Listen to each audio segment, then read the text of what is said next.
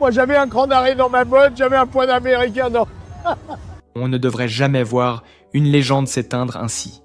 Et pourtant, ce matin, c'est le silence qui répond à la voix qui faisait danser toute une génération. Bébert n'est plus. Sa disparition, soudaine, presque incompréhensible, frappe comme un contretemps brutal au cœur du rock'n'roll français. Et on s'est pointé au studio à Boulogne. Le type nous réceptionne et on lui dit où est-ce qu'on peut installer le matériel. Et le mec nous dit mais non, pas du tout. Enfin, il y a quelques semaines encore, malgré son accident de scooter, il promettait de revenir sur scène, souriant, confiant, convaincu que rien ne pourrait l'arrêter. Mais derrière cette assurance, une maladie avançait en secret, rongeant lentement ce que personne ne pouvait voir. Et aujourd'hui, avec des fleurs et des larmes, un pays entier se prépare à dire adieu à l'âme des Forbans, à cette énergie qui semblait immortelle. Mort de Bébert des Forbans. Avec des fleurs et des larmes. Adieu à une légende du rock'n'roll. Depuis que je suis môme, je viens à la foire du trône, quoi. Ma spécialité, c'était de taper dans le ballon. Mais comment un gamin de banlieue, guitare à la main et rêve plein les poches, a-t-il pu devenir l'icône électrique d'une génération entière? Pour comprendre, il faut revenir au début flamboyant des Forbans, là où tout a commencé. À la fin des années 70, Bébert n'est encore qu'un adolescent passionné, mais dès que les Forbans se forment en 1978, quelque chose change.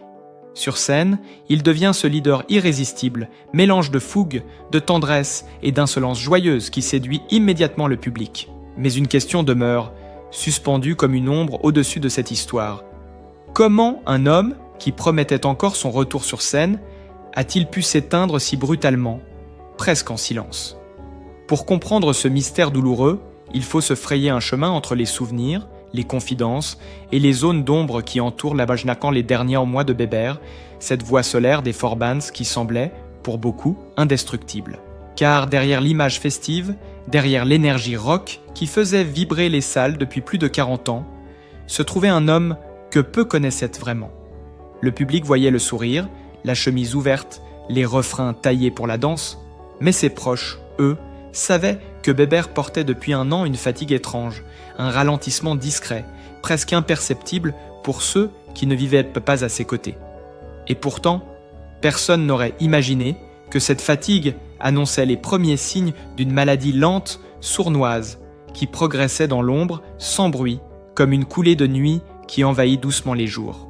Lorsque Michel Papin, son ami de toujours, son frère de scène, annonce à l'AFP que Bébert est mort des suites d'une longue maladie, le choc est immense. Longue maladie? Pour beaucoup, c'est incompréhensible. L'accident de scooter, survenu quelques semaines plus tôt, avait déjà inquiété les fans, mais Bébert lui-même les avait rassurés. Sur les réseaux sociaux, dans une courte vidéo tournée depuis sa chambre d'hôpital, il souriait. « Je reviens très vite les amis, ne vous inquiétez pas ». Sa voix était un peu rauque, son regard un peu fatigué, mais il restait fidèle à lui-même, plein d'humour, confiant, presque joueur. Il parlait de « petits retards », de « pauses forcées », comme s'il s'agissait simplement d'un chapitre à traverser avant de retrouver la scène. Pourtant, derrière ce sourire, quelque chose se fissurait déjà. Ses proches racontent aujourd'hui que depuis l'été, Bébert avait cessé de parler de certains projets. Lui qui avait 1000 idées à la minute, qui rêvait encore d'un album acoustique pour leurs 50 ans de carrière, semblait soudain remettre les choses à plus tard. « On verra », disait-il souvent. Lui qui n'avait jamais eu peur de l'avenir, commençait doucement à s'en méfier. Mais comme tant d'hommes de sa génération, surtout ceux façonnés par les tournées, les nuits courtes et le rock à l'ancienne, Bébert ne se plaignait jamais. Chez lui, la douleur ne se disait pas. Elle se masquait, se rangeait derrière une plaisanterie. Ses proches évoquent aujourd'hui une forme de pudeur, presque une loyauté envers le public. Il ne voulait pas inquiéter, ne voulait pas être vu comme un homme affaibli. Alors il souriait, il rassurait, il détournait les questions. Une partie de lui refusait peut-être de regarder la vérité en face.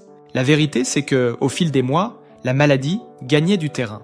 Une maladie que ses médecins surveillaient, mais qui restait instable, parfois capricieuse, parfois violente. L'accident de scooter n'a fait qu'aggraver une fragilité déjà installée, une fragilité invisible pour ceux qui ne savaient mais. Bébert avait d'abord cru que le choc n'était qu'un détour, un contretemps. Mais après l'accident, son corps a commencé à lutter 2 fois, contre les séquelles et contre ce mal plus ancien, plus profond. Dans les semaines qui ont suivi, ses proches racontent une succession de jours lumineux et d'autres plus sombres. Parfois, il riait, se souvenait, parlait musique, bouillonnait d'idées. Parfois, il restait silencieux, contemplatif, comme si un poids invisible l'écrasait. Son entourage parle d'un homme lucide, extrêmement lucide, qui comprenait mieux que quiconque ce qui était en train de lui arriver, mais qui refusait de le dire ouvertement. Une forme de résistance silencieuse, une pudeur presque héroïque. Et puis, mais tout s'est accéléré. Une complication, une rechute, une nuit plus difficile que les autres. Ses proches ont été prévenus. Michel Papin a été l'un des premiers à comprendre que le temps se comptait désormais en heures, non plus en jours. Il était là, comme il l'avait été sur scène pendant plus de 40 ans, témoin et gardien de cette histoire qui leur appartenait à tous les deux. Les mots qu'il utilise aujourd'hui pour annoncer sa mort sont simples, mais leur simplicité est bouleversante. Au nom de la famille. Comme si dans ce dernier geste, il continuait à protéger son ami. Ce 25 novembre 2025, dans une chambre de la région parisienne, Bébert a quitté ce monde comme il avait vécu. Simplement, discrètement, sans bruit. Pas de grands discours, pas de mise en scène. Une lumière qui s'éteint doucement, presque comme un souffle. Mais ce qu'il laisse derrière lui, c'est un vide immense. Une cicatrice collective dans la mémoire de tous ceux qui ont grandi avec ses chansons. Et c'est là que surgit la question qui hante aujourd'hui les fans. Que reste-t-il vraiment lorsqu'une légende disparaît dans le silence ? Le rock'n'roll, avec sa fougue, ses nuits blanches et son insouciance, nous a appris à croire en l'éternité des idoles. Mais Bébert, dans la vulnérabilité de ces derniers mois, nous rappelle que derrière chaque star, derrière chaque refrain, se cache un être humain fragile, parfois brisé, parfois épuisé, mais toujours digne. Et alors que les fleurs commencent à s'accumuler devant les salles où il chantait, que les messages affluent, que les souvenirs remontent comme une vague trop longue contenue, une autre question se pose. Avons-nous vraiment vu, vraiment compris l'homme derrière la légende ? Mais au-delà de l'artiste, une autre question, plus intime, plus déchirante, s'impose peu à peu. Que se passe-t-il lorsque la lumière s'éteint brusquement dans une famille qui pensait encore avoir du temps devant elle ? Car si Bébert était une figure du rock français, il était surtout un père, un mari, un homme qui puisait sa force dans les liens les plus simples et les plus profonds. Dans l'ombre de l'annonce publique, deux destins se sont brisés d'un coup. Ceux de Kevin et de Georgia, ses enfants nés de son union avec Nourit.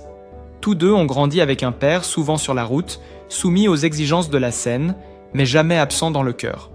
Bébert avait cette manière unique de faire sentir sa présence même lorsqu'il était loin. Un appel tard le soir après un concert, un message improvisé, un rire partagé entre deux répétitions. Ses proches racontent que, malgré la séparation avec leur mère, il n'a jamais laissé une distance s'installer entre eux. Il avait ce besoin viscéral d'être un père, un guide, parfois maladroit, souvent pudique, mais toujours profondément aimant. Pour Kevin, l'aîné, la nouvelle est tombée comme un coup de tonnerre. Lui qui avait passé une partie du mois d'octobre à accompagner son père après l'accident de scooter, pensait qu'ils avaient encore du temps, encore des discussions inachevées, encore des projets simples comme partager un repas ou revoir ensemble un concert des débuts. Dans son entourage, on raconte qu'il avait commencé à récupérer des archives vidéo pour montrer à son père, quand il serait remis, les premiers concerts des Forbans, ceux où Bébert chantait avec l'audace d'un jeune homme qui ne doutait de rien. Aujourd'hui, ces vidéos deviennent des fragments de mémoire, des trésors qu'il protège avec une intensité presque fiévreuse. Georgia, elle, parle peu. Depuis l'annonce, elle reste entourée de ses proches, mais son silence dit tout.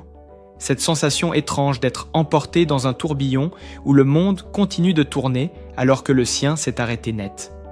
On raconte qu'elle a confié à un ami proche qu'elle regrettait une chose, ne pas avoir eu le temps de dire à son père combien sa résilience, son humour, son énergie l'avaient façonné, même lorsqu'ils ne se voyaient pas souvent. Pour elle, Bébert n'était pas une idole, mais un phare doux, parfois lointain, mais toujours là lorsqu'elle en avait besoin. Et puis il y a Astrid, son épouse, celle qui partageait sa vie depuis 10 ans, celle qu'il avait finalement épousée en 2022, après tant d'hésitations, tant de doutes, tant de conversations à cœur ouvert. Les fans se souviennent encore de leur sourire le jour du mariage, à la mairie de Mency, entourés de leurs proches et de quelques membres du groupe qui avait tenu à être là pour témoigner de ce bonheur paisible. Mais derrière ces sourires radieux se cachait une crainte que Bébert n'avait confiée qu'à demi-mot, celle de priver Astrid de la maternité. Elle a fini par me convaincre qu'elle n'en voulait vraiment pas, déclarait-il dans France Dimanche. Dans cette phrase, simple en apparence, se logeait un dilemme immense, celui d'un homme qui, à 60 ans passés, craignait de ne pas être là assez longtemps, de ne pas pouvoir accompagner un enfant jusqu'à l'âge adulte. Cette peur le rongeait davantage qu'il ne voulait l'admettre. Astrid, de plusieurs années sa cadette, avait dû le rassurer, l'apaiser, lui répéter que son bonheur ne dépendait pas de la maternité, que son rôle de belle-mère auprès de Kevin et de Georgia lui suffisait, qu'elle aimait sa vie telle qu'elle était. Bébert, profondément touché, avait fini par accepter cette vérité. Il n'avait pas à offrir plus que ce qu'il était. Aujourd'hui, Astrid se retrouve face à une absence qui ne ressemble à aucune autre. Elle l'a vu lutter, se battre pour se relever après l'accident, faire des projets, rêver encore, écrire des débuts de chansons dans un carnet qu'il gardait près du lit. Elle l'a vu sourire malgré la douleur. Elle a senti son inquiétude, ses nuits plus courtes, sa fatigue qui se glissait partout. Mais jamais, jamais, elle n'aurait imaginé que le combat toucherait à sa fin si vite. Depuis l'annonce, elle reçoit les messages, les hommages, les photos envoyées par les fans, et chacun d'eux la touche profondément. Mais derrière chaque mot, il y a une blessure qui s'ouvre un peu plus. Elle a confié à un proche qu'elle avait eu l'impression durant les dernières semaines que Bébert tentait de lui dire quelque chose, de lui préparer ce moment sans la brusquer. Comme si dans ses regards silencieux, il glissait une forme d'adieu pudique qu'elle n'avait pas encore su reconnaître. La veille de sa disparition, il a eu un geste qui la marque encore. Il lui a demandé de laisser la fenêtre entr'ouverte, pour entendre un peu le vent, comme quand on part en tournée. Une phrase simple, presque banale, mais qui, dans le contexte, résonne aujourd'hui comme un murmure d'adieu. Kevin et Georgia, eux, ont dû faire un choix rapide, brutal, celui de protéger Astrid, de maintenir ensemble une forme d'équilibre fragile, de décider des démarches, des annonces, des hommages. Pour la première fois, ils se retrouvent à devoir prendre la place que Bébert occupait, à devoir être les piliers de cette famille recomposée qu'il avait bâtie avec tant de soin. Dans les heures qui ont suivi sa mort, un moment a bouleversé ceux qui étaient présents. Les trois, Astrid, Kevin et Georgia, se sont retrouvés dans le salon, sans un mot. Personne ne pouvait parler. Et pourtant, c'est dans ce silence-là, lourd, douloureux, presque sacré, que s'est dessiné quelque chose de nouveau.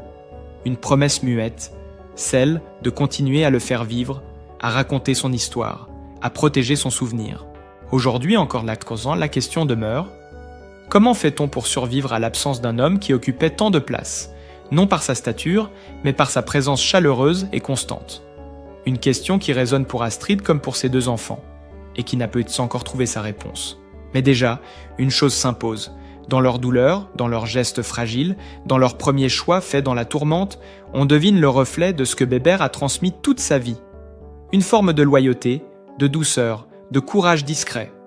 Une force qui, peut-être, les aidera à avancer malgré tout. Mais pour comprendre l'empreinte que laisse aujourd'hui Bébert, il faut revenir là où tout a réellement commencé. Dans une salle de répétition modeste, en 1978, avec 3 amis de lycée et une énergie brute qui ne demandait qu'à éclater. Les four bands naissent presque par accident, sans stratégie, sans plan de carrière, simplement avec ce désir adolescent de faire vibrer les murs et de transformer chaque soirée en fête. Très vite, quelque chose se dégage de ce groupe, encore amateur. Une spontanéité rare, une joie communicative, un style hybride entre rock, pop et insouciance pure qui parle à tout le monde. Ils ne se prennent pas au sérieux, et c'est précisément ce qui les rend irrésistibles. Le vrai basculement arrive en 1982. Quelques notes, un refrain puissant, une reprise revisitée d'un classique américain. Et soudain, tout le pays se met à chanter « Chante !». Le morceau devient un phénomène. Les ventes explosent, les radios s'emparent du titre, les plateaux télé veulent tous ce jeune groupe qui semble porter sur ses épaules l'énergie d'une génération. Bébert, déjà leader naturel, devient la figure de proue, celui qu'on reconnaît immédiatement, celui dont la voix fait monter l'adrénaline. Sa façon de bouger, de rire, de prendre le micro comme s'il portait la fête en lui. Tout cela forge son image de showman au cœur tendre, un paradoxe que les fans adorent. Ce succès fulgurant aurait pu n'être qu'un feu de paille, mais les four bands refusent de se laisser consommer par l'industrie. Ils veulent durer, coûte que coûte. Alors ils enchaînent les tournées, les enregistrements, les émissions, sans jamais perdre leur esprit d'origine, proche du public, populaire, sincère. Loin des excès rock qui détruisent, eux construisent, patiemment, presque humblement. Le groupe, d'ailleurs, ne disparaît jamais vraiment. Il évolue, mûrit, parfois se réinvente, mais ne rompt pas. Dans les années 2000, alors que tant d'autres groupes des années 80 se délitent ou deviennent des souvenirs nostalgiques, les four bands continuent de jouer. Leur fidélité au public est leur moteur. Ils participent à la tournée Âge tendre, où les idoles d'hier retrouvent les foules d'aujourd'hui. Bébert, au milieu de ces artistes qui ont traversé le temps, explose de la même énergie qu'à ses débuts. Il plaisante, il improvise, il remercie le public comme s'il se produisait pour la première fois. Certains techniciens racontent même qu'il avait un rituel avant chaque concert, poser la main sur l'épaule de Michel Papin, son batteur et ami de toujours, et murmurer « On y retourne, frère ». Une phrase simple mais qui résumait tout, la fidélité, l'amitié, la persévérance. Et puis arrive 2018. Un anniversaire symbolique, 40 ans de scène, 40 ans d'histoires partagées, de salles pleines, de doutes et de renaissance. Lorsque les four bands montent sur la scène mythique de l'Olympia, tout résonne différemment.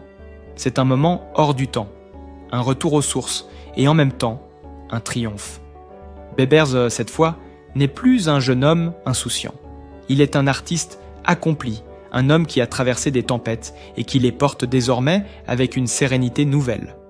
Dans son regard ce soir-là, on devine une forme de réconciliation intime, comme s'il se disait enfin que tout ce chemin, avec ses chutes, ses doutes et ses éclats, avait un sens. Car derrière l'histoire musicale, il y a celle de l'homme qui peu à peu a appris à accepter les changements. Le rock des années 80 n'existe plus vraiment.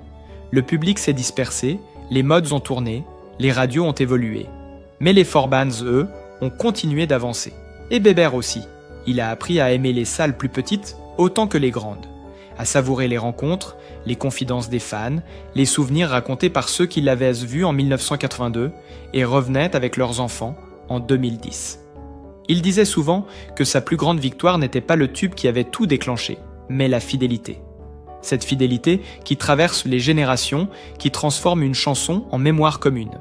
Ces dernières années, on sentait chez Bébert une forme de sagesse nouvelle, une manière de regarder son parcours non plus avec la fougue d'hier, mais avec une lucidité pleine de douceur. Il savait qu'il avait vieilli, il l'acceptait. Il en parlait parfois en riant, parfois avec une sincérité désarmante. Il disait que le rock n'était pas un style, mais un état d'esprit. Le jour où je cesse d'y croire, j'arrête tout. Mais il n'a jamais cessé d'y croire. C'est peut-être cela, sa plus grande renaissance. Non pas un retour spectaculaire sous les projecteurs, mais cette capacité rare de se réinventer sans se trahir, de traverser les époques en restant authentique, en refusant les artifices, en avançant avec dignité. Il n'a jamais couru après les tendances, jamais cherché à redevenir ce qu'il avait été à 20 ans. Au contraire, il embrassait pleinement le temps qui passe, comme un compagnon de route. Et aujourd'hui, alors que son absence résonne comme un vide immense, cette leçon prend une force nouvelle. Les four bands, dans leur histoire, portent la trace de cette philosophie. Tout ce qui vit se transforme, se fragilise, renaît autrement. Le groupe a connu des séparations, des retours, des pauses, des célébrations. Mais jamais il n'a renié son essence. Et Bébert, jusqu'au bout, en a été le cœur battant. Sa disparition ouvre une blessure, mais elle révèle aussi quelque chose de plus grand. La beauté d'un parcours accompli, la lumière d'un homme qui a su faire la paix avec lui-même et qui laisse derrière lui une musique qui ne vieillira jamais vraiment. Une musique qui raconte une époque, mais aussi une façon d'aimer la vie, simple, entière, profondément humaine. Et c'est peut-être dans cette lumière-là, dans cette tendresse-là, que se dessine aujourd'hui la véritable mémoire de Bébert. Non pas une idole figée dans le passé, mais un homme qui, jusqu'au dernier moment, a su transformer ses fragilités en force et ses doutes en sagesse. Une présence qui continue de vibrer à travers chaque refrain, chaque souvenir, chaque émotion partagée. Une présence vivante, encore, malgré l'absence. Et maintenant que l'histoire de Bébert touche à sa fin, un silence particulier s'installe. Ce n'est plus celui du choc, mais celui qui suit les grands départs. Lorsque l'on réalise que ce que l'on perd n'est pas seulement une voix, mais une présence, une chaleur, une manière unique d'habiter le monde. Car Bébert, derrière l'artiste populaire, était un homme profondément humain, avec ses doutes, ses failles, ses élans de tendresse et cette joie simple qui traversait les décennies comme une lumière tenace. Pour beaucoup, il reste lié à des souvenirs intimes. Une fête de village, un été lointain, une chanson qui accompagne une histoire d'amour ou un instant de jeunesse. Et c'est peut-être là que se trouve sa véritable trace. Dans ces émotions qui reviennent d'un coup, sans prévenir, lorsque résonnent les premières notes de chante.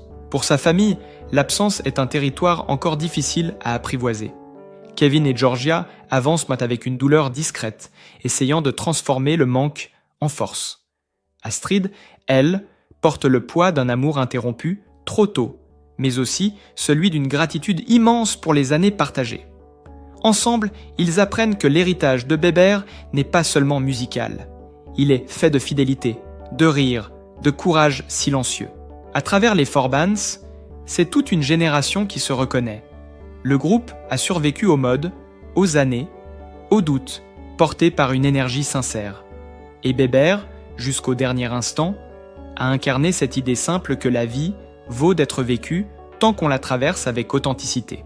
Aujourd'hui, son départ nous rappelle que tout passe, mais que tout laisse une empreinte. Bébert ne disparaît pas vraiment. Il devient chanson, souvenir, histoire que l'on raconte encore, avec douceur et un sourire un peu nostalgique. Si son parcours vous a touché, si ses chansons ont accompagné un moment de votre vie, si vous souhaitez que son souvenir continue de vibrer, vous pouvez soutenir cette vidéo. Laissez un commentaire, likez, abonnez-vous. Votre geste est une façon de prolonger la mémoire de celui qui a tant donné à son public. Parce qu'au fond, les légendes ne partent jamais totalement. Elles vivent dans celles et ceux qui s'en souviennent.